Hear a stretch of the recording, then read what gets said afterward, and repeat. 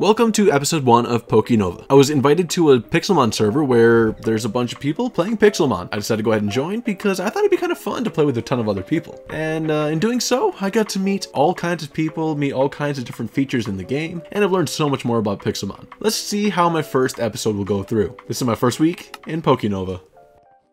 Now, as you might have noticed at the very beginning, we had several options of starters we could pick from. Whether it was on the first list of the general starters that we see in every other generation, or the other various starters that you could pick that are generally not normal starters, I would say.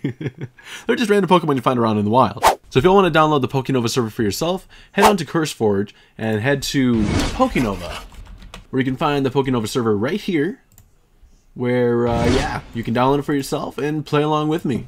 If you want to join the Discord for the PokeNova server, here's the permalink and you can check it out yourself. Anyways, let's go ahead and get back to our journey where we go ahead and start our adventure. We are heading off through a random teleport and I ended up spawning next to someone's random base. No clue whose it is, but I spawned there, so let's go ahead and explore. For the series, I decided to go ahead and start with Torchic because, well, I started with Mudkip last time and I figured, you know what, let's try another Pokemon that I really love. Just forget what happened here. This did not happen. After this, I decided to go back to spawn to heal up my Pokemon, and then I remembered that we needed to have our first battle with Tommy. And yeah, there was one issue. He kind of chose a different type than mine that kind of happens to be scary. He chose Froakie, I chose Torchic, and Froakie is a water type while I'm a fire type, and you know what that means. I'll let the video play out for itself. By the way, quick warning that I did not mention earlier in the video, but I found out after I finished recording everything that I messed up my OBS recording stuff. So basically, none of my videos have any audio. Besides the in-game audio, I have nothing. So yeah, you're gonna hear a lot of voiceovers rather than actual talk, which I'm really sad about because this affects my next few episodes. Hopefully I can get it fixed by the next PokeNova episode, but from Bedrock to Java, the next 2 episodes will be a little bit iffy. Anyways, time for the journey once more. We headed back out into the wild and I found myself a Smoliv which I wanted to fight. I wanted to see if I could level up from this and maybe get some achievements. From this, I found out that there are actually skills on this server. What skills are basically if you complete certain tasks, you level up. So basically, let's say you want to level up your mining skill. You go around mine and let's see, once you hit level 5, you unlock a ability, which you can place on a pickaxe, which allows me to, I don't know, dig faster and move faster for a certain amount of time. And that has a cooldown, and that's pretty cool. This server has a ton of really interesting features, such as the ability to teleport to other players, or even little mini games that appear in chat. Like down there, you have to, I guess, unshuffle this word. It's not a difficult one, but if you unshuffle it, you get a certain amount of points, and with those points, you can buy a certain amount of abilities, which I don't have any footage of right now. I just want to say that I have 16 hours of footage this week that I have to condense down into like 10 to 20 minutes, so I'm going to be skipping around a ton. So I'm just going to show off my first Pokemon that I've ever caught in this specific server, and I'm gonna try skipping around a bunch so that y'all have a more enjoyable experience. I found one of my favorite Pokemon, Larvitar, and I couldn't catch it! We also ended up finding ourselves a raid, and we started trying to get into it, see if we could defeat it, and yeah, we ended up beating it. It wasn't too bad. So I tried to catch it, and of course, absolute W. I found another Larvitar, but I didn't catch it again. I found this really cool player, their name is Damien, and they gave me this Grubbin plushie. Really love it.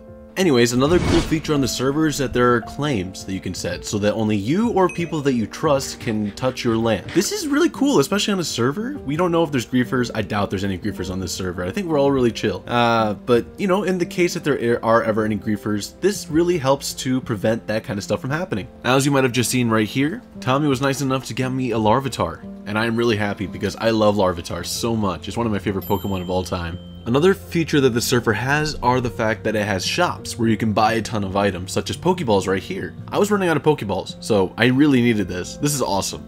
With these Pokeballs, I decided to go back out on my adventure where I ended up getting a shiny Smoliv to spawn near me. This is amazing. I love the fact that this server actually tells you whether or not a shiny has spawned near you, because this is so useful. I would never have known otherwise. And yeah, I caught my first shiny in the game, and woo! After that, even more good luck. I caught myself a Pyukumuku, and on top of catching the Pyukumuku, I got a bunch of experience which allowed me to evolve my Torchic into a Combusken. Well, that was the end of the first day, and on the second day, I didn't do that much besides go around catching a ton of Pokemon, and I ended up finding out that we have a bingo card. Bingo cards are exactly what they sound like. They give you a list of Pokemon which you have to capture, and if you capture them in a row or in a column or something like that, they give you a certain amount of prizes. And for every Pokemon you capture on the bingo card, you get a bunch of money from it, which is huge. Going back in time, I also found out that this server actually has a battle pass. And the battle pass is awesome because you get a bunch of rewards for every time you level up, or every few levels you level up. And from this, I ended up getting myself a shiny key, which I used at the crates area, and I'm getting myself a shiny Zoroark. And I am really pleased with this. I love Zoroark. Its design is so cool. And once again, Tommy was nice enough to give me another one of my favorite Pokemon of all time, Goomy. I love Goodra, and I am so happy that I have one now. On day 3, my friend Chris decided to join us on the PokeNova server, and we had a lot of fun, except I was kind of forced into battle against Tommy, where my butt was absolutely kicked. For the sake of time, I'm going to speed up this battle so that way I can get it done without making this video way too long. So yeah, here's a 30-second thing of what actually happened and how I went down. Basically, what I'm saying is that this battle is really not setting a good precedent for myself. Clearly, I'm not winning any battles in the near future because my team is not built enough. I'm gonna have to work on building my team up quite a lot. But I won't be able to build my team up until I figure out how to get these moves and different movesets on my Pokemon so I can have the ideal teams that I like to have. After this massive loss, I ran home with my tail between my legs and I ended up visiting Chris's house. It's a little bit of a facade, but I think it works for right now. As for day 4, I decided to go ahead back onto the server and I ended up finding myself a Charizard, which I promptly went and followed and captured myself because I want to be able to fly. And not only that, but capturing this Charizard also managed to allow my Bulbasaur to evolve into an Ivysaur. Awesome. I love Ivysaur and I can't wait to get myself a Venusaur at some point because I do have myself a Venusaurite and I think it'll be a pretty good member of my team. Later that day, a shiny Geodude spawned around me. I went and looked for it and I don't know how I didn't manage to see this. Of course, I went ahead and caught the Geodude because I'm not going to pass up a shiny Pokemon. And yeah, Geodude's kind of a cool Pokemon. Progressing further into day, my friend Thick Kermit decided to go ahead and join the server along with us. And I'm excited. We have all 4 of us together on the same server and we're going to be seeing how far we can go throughout whatever we do. I later went to a beach biome because I found out that Marinis could be fished up around the area. And I really love Marini and I really want Marini back on my team. I don't know how many times I said Marini just now, but that's the most times I've said Marini in a single talk. Yeah. I'm gonna stop saying Marini now. I lied. I never found a Marini anyways. After a little bit of time, a wormhole spawned on top of me.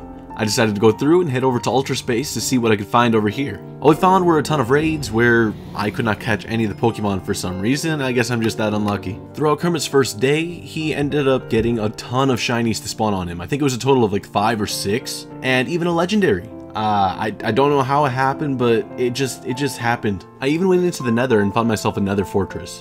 I was wondering what kind of Pokemon spawn here, and it turns out there's some pretty cool ones. Quick intermission to appreciate Kermit's beautiful house. Anyways, let me in! Let me in! I want in! With me and me and I forgot to finish the roof, but just ignore it. -1. Do you think the floor is good for now, by the way? Yeah. I was struggling last night trying to find good blocks. I think it works. Do you like what I did with the warp, or the red crimson wood in the living room? Oh yeah, kind of like a carpet. Uh-huh. I don't even have permission to sit down on the couch. Live right above the mine pit. Alright, we can go back up. Yay. Oh, I also went through and started a little bit of the Umbreon hunt, trying to see what rewards I end up getting at the end. Flash Oh, I found it.